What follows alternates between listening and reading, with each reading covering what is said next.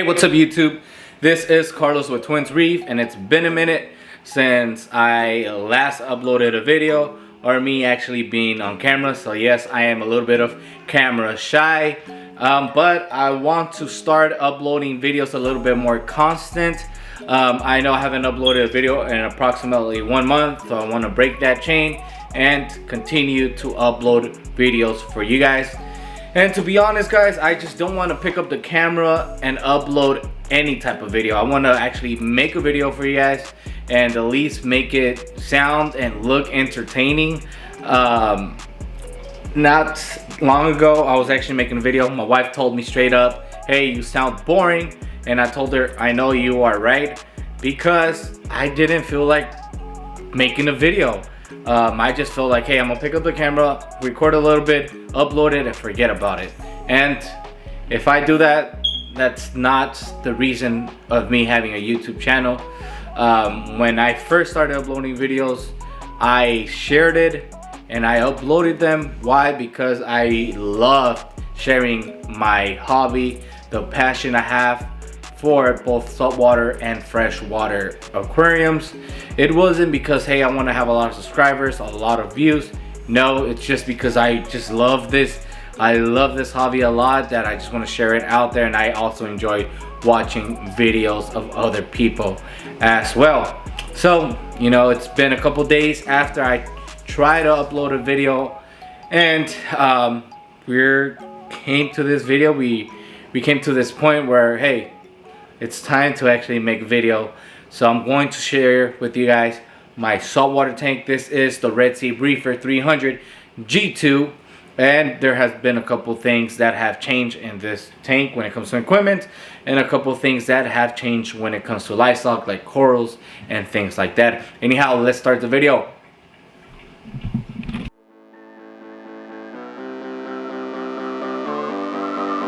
Alright guys, so the reason you guys clicked on this video was to see my reef tank. So let's start with the update, and let's start with equipment. So guys, before I used to have 2 AI primes, generation 1 to the left, generation 2 to the right. So I upgraded light, I removed the G2, and I added the AI Hydra 26 HD that was previously on my Red Sea Max E170. One reason why I didn't remove G1 from the AI primes was because I actually like the color spectrum, where the G2 is a little bit more white and G1's like more bluish to violet when it comes to color. So the next upgrade is going to be another AI Hydra 26 HD. I could have gone with the 32 HD, but I like the color spectrum of the generation 1 of the HD AI primes. I was gonna go with the Red Sea LEDs, either 50s or 90s, but then I heard that, you know, there's a couple issues when it comes to connecting those lights, and they tend to die out. So that's it when it comes to equipment. We could look real quick underneath for you know, what's underneath the hood or the stand. I still have the stock reservoir. I still have the same Simplicity pump. I did get a Red Sea skimmer, which I'm going to add to the tank. It is used, so I had to clean it. Somebody gave it to me when they bought a dog for me. So it's the big Red Sea skimmer. I think it's the 500. I'm still using the filter socks, and I don't know, somehow all the components right there, the power strips and the control boards, everything fell off. So I just actually fixed that like a day ago, and I actually cleaned underneath the stand not long ago. Now let's talk real quick about the corals. Why not? I could talk about something else that I want to talk about, but you know, you guys can see I have new corals. Let's start off with this Indo torch. I actually won this in an auction. It was labeled as a bright gold torch, and when I received it, guys, it had no color but this, so all the yellow was gone. The guy that sold it to me said that most likely it lost its color during shipping. That is really hard to believe because that has never happened to me before. Anyhow, I told him about it, and he told me he's going to send me a new torch, and he said I could keep this one, so I'm going to keep it. So hopefully, he sends me the right coral that I actually won in the auction, because if I wanted this coral, I could have bought it somewhere else and I wouldn't pay the price I bought the other one. Then another coral that I have, it's a toxic or splatter hammer. I also won this in an auction from the same person. So yeah, it is kind of small. That's the thing when it comes to buying online. You guys do not get to actually know the actual size of the corals you guys are actually buying. One thing you could go buy off is actually the egg crate. So, you could look at the egg crate on the background and just compare the size of the coral with the egg crate. And we have here the gold hammer, which I bought at Corals Farmers Market in Silicon Valley. I've been having this piece for about 6 months, or a little bit more than 6 months. Same thing with this one, which it lost one of its head. I don't know why, but so far the hammers are doing good. I really like the color. This video makes no justice on how they look. So yeah, they're doing good. Another coral that I got that's new, I got this from a vendor that sells corals on wholesale. So he doesn't sell to regular people. Usually just sells to stores and stuff like that.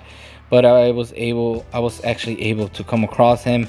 He lives like 10 minutes away. He has a warehouse 10 minutes away from my house. And yeah, he was able to sell me these corals for a fairly good price. I think I paid $30 for this one, and then I got this one from him. I got that one for $15. I don't know if it would be considered a splatter, a toxic, or the bicolor hammer, but regardless, it's really nice. Then one thing I spoke to him about was, when it comes to calling them micro or regular hammers. Micro hammers, they tend to have smaller heads, and then the regular ones have larger bases compared to the other ones. So it seems like this one here is a micro. Same thing with the gold hammers here, they seem to be micro as well, where that one over there, it's more of the larger ones. My anemones, they are doing good. This one just decided to walk away. It was next to this one here, but to be honest with you guys, I'm thinking of removing my anemones. Not only my anemone, but I'm also thinking of basically rehoming all the corals on the right side of the tank. One, because they're ugly. They're not corals that I would like to keep. I want this tank to be more of a Euphyllia dominated show tank, with corals like torches, frog spawns, octospawns, hammers, and things like that. So if anything, if I don't go with the Euphyllia dominated show tank, it's going to be a mixed reef tank, but with high-end corals, or corals that are really pleasing to the eye, like eye candy corals and things like that. Not only that, but I am going to sell the rocks that are covered with the spicy lemon fabia, because they just tend to grow all over the rock. And not only that, you guys can see there's a couple of rocks that have some of that spicy lemon fabia, which what I'm going to do, I'm going to sell those rocks, get new rocks, so the rockscape, it's not going to be the same when it comes to the right side of my fish tank. So I'm going to sell those rocks with spicy lemon fabia, get new rocks, because next thing you know, they're just going to be covered all over the place, and I wouldn't want a spicy lemon fabia to sting one of the torches or hammers and things like that. Then trumpet coral has to go. Same thing with the trumpet coral right there. Most of all my mushrooms are going to go as well, except this Elactis mushroom. I am going to keep one of the sun-kissed mushrooms. It's going to be kept.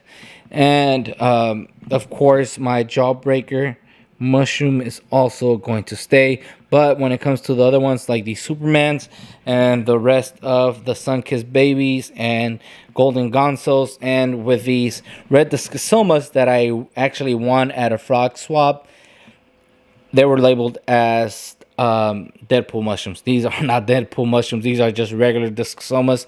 So they are like weeds as well. So they grow like crazy. So those are going to have to go. Also, the GSP right there has to go. The Super Freak mushroom has to go. These ugly Akins that were stung by hairy mushrooms, they have to go. The Blastos that got stung has to go. And that Akin that just somehow somebody dropped it has to go. So basically everything has to go but the Euphilia that has to stay or stays in the tank. But yeah, that's pretty much it when it comes to corals, guys. And with fish, I have my Hippo Tang doing good. My Ocellaris Black Storm's doing good. So is my gold nugget maroon clownfish is also doing good. The fox face doing well. And my royal dotty bag's doing good. The same thing as my dragonet goby that is doing good. They tend to hide. They don't really come out and swim. But I know that you're not supposedly you shouldn't be keeping Ocellaris and maroon clownfish together because they're gonna fight, kill each other. They haven't fought at all, but still I am. All right, so I forgot where I left off, but I think I left off where I mentioned that I am going to rehome my Black Storm clownfish. One, because I know and I've seen it bothers other corals trying to host them as they were an enemy, so that's a big no-no. I might rehome the fox face. One, because they are risky when it comes to keeping them in a reef tank. If they get hungry enough, they're gonna start nipping at corals, and you do not want that. So the fish that are just going to stay is gonna be the Hippo Tang and the gold nugget maroon, and of course the royal dotty back and the dragonet goby. So yeah, that's it. Another thing I want to do is just add or introduce a larger cleanup crew when it comes to hermit crabs, snails, and maybe a sand sifting starfish. I'm not so sure. One thing I want to also do is probably get other fish, but have fish that will have a job when it comes to this tank, like wrasses, damsels, fish, that like damsels and wrasse that they'll be dedicated to eat worms or any type of pest. Other fish that we eat algae. I know even though the fox face is a wonderful fish to control algae issues, but you have that risk of it actually nipping and eating your corals, and you do not want that. Again, I don't know when I'll do the next video, but maybe by the next video we won't have none of these corals or the rocks here, and we'll add new rockscapes. Regardless, I'm gonna keep you guys updated on everything that happens with this tank. So yeah, I do want to get a wave maker. I do have a J-Bell wave maker right there, but I'm thinking of adding like a Red Sea wave maker, but we will see. I'm taking everything slowly. I know it's really expensive when it comes to buying things in this hobby, so I'll take my time. But regardless, man, I've been really enjoying this tank. It's been really nice. It's really quiet, crystal clear. I haven't had any issues, so far I'm enjoying this build. Anyhow, I hope you guys enjoyed this video. Until next time, guys, I am out. Peace.